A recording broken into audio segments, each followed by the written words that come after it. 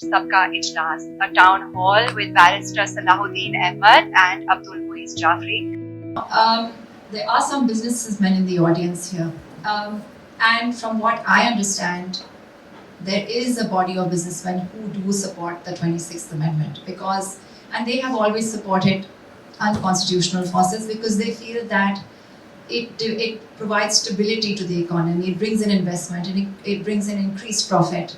But there are elements within the business community who are very unhappy because they see all these problems and they see their businesses tanking. The ordinary citizen and the businessman should first understand what this entails. So if the FBI tax inspector is sending you an audit notice and your books aren't great and he takes, let's say, 500,000 rupees from you to make it go away today, if this amendment is passed and the government gets the judges, well, it has passed, but if the government gets the judges on the fiscal benches that it wants, that tax commissioner will still come to you with that audit notice, but now ask for vastly more money because he will know that now his rate doesn't have to correspond to the lawyer's fee, who would be able to go to an independent-minded judge and have abuse of process stopped. Similarly, this to me, it is these businessmen to me, the ones that espouse these strongman theories, it is as if they're a shoal of fish and they're proud of the shark that is surrounding them, because the chances of them being eaten at this particular time is minimal. But what they fail to realize is that, a safety net, as it were, that protects them from that attack, when they're bringing it down, maybe because it gets too many people trapped in it unfairly, maybe because it's defective, or for whatever reason, they are bringing down the only thing that stops the arbitrary picking of any one person and their deprivation of rights. And I can tell you police cases where, if you can imagine,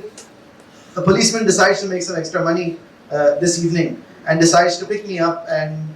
harass me for some cocaine he found in my car. The only process I have by which to stop the law from taking its own regular course is a constitutional intervention of a high court bench,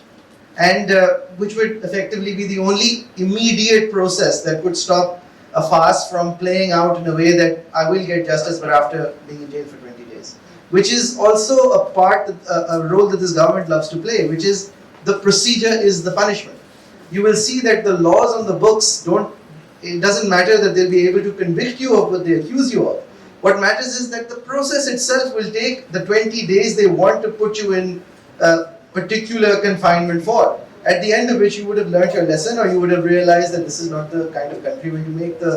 you say the kind of things that people go around saying. So the only fig leaf protection that you have right now against these abuses of executive power as a daily citizen, as a citizen interacting with the building control authority, as a citizen interacting with the police, as a citizen interacting with the tax collector, like I said, the only protection you have is an independent high court judge. And that has gone away on the 21st of October.